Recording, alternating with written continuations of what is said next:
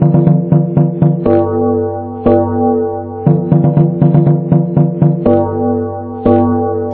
श्री केदारनाथ। केदारनाथ ज्योतिष और वास्तु के इस कार्यक्रम में आपका हार्दिक स्वागत है। आज वास्तु में हम वायव्य कोण के बारे में चर्चा करेंगे। उत्तर और पश्चिम के कोने को वायव्य कोण कहा जाता है।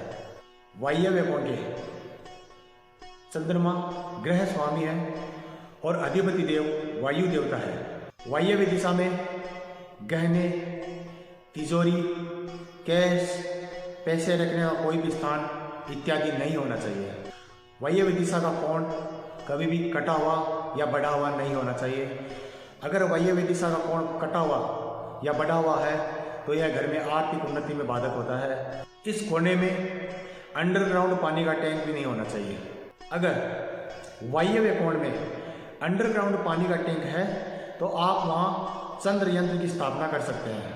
वायव्य कोण विशेषकर अतिथि कक्ष के लिए बहुत उपयोगी होता है। वायव्य कोण में भूलकर भी आप गृह स्वामी का या मैं कह सकता हूँ घर के मुखिया का बेडरूम कभी भी ना बनवाएं। वायव्य कोण में धान जैसे चावल है, गेहूँ है, अगर आपने थोक में इनको खरीदा है तो आप वायव्य कोण में इनका भंडारण कर सकते हैं। आपके घर में अगर शादी लायक कोई भी लड़की है तो उसके सोने का कमरा आप वायव्य कोण में बनवाएं।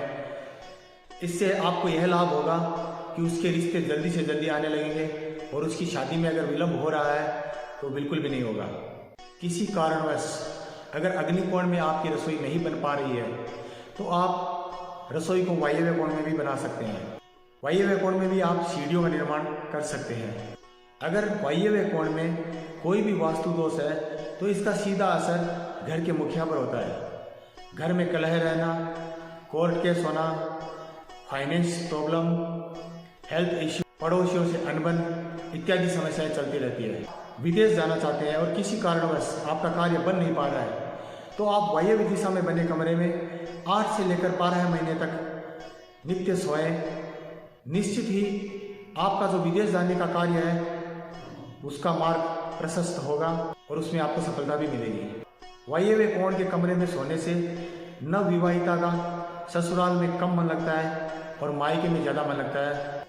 इसीलिए नवविवाहित जोड़े को कभी भी वायव्य कोण में बने हुए कमरे में नहीं सोना चाहिए। और भी वास्तु से संबंधित आपको कोई भी जानकारी चाहिए तो आप मुझे कांटेक्ट कर सकते हैं।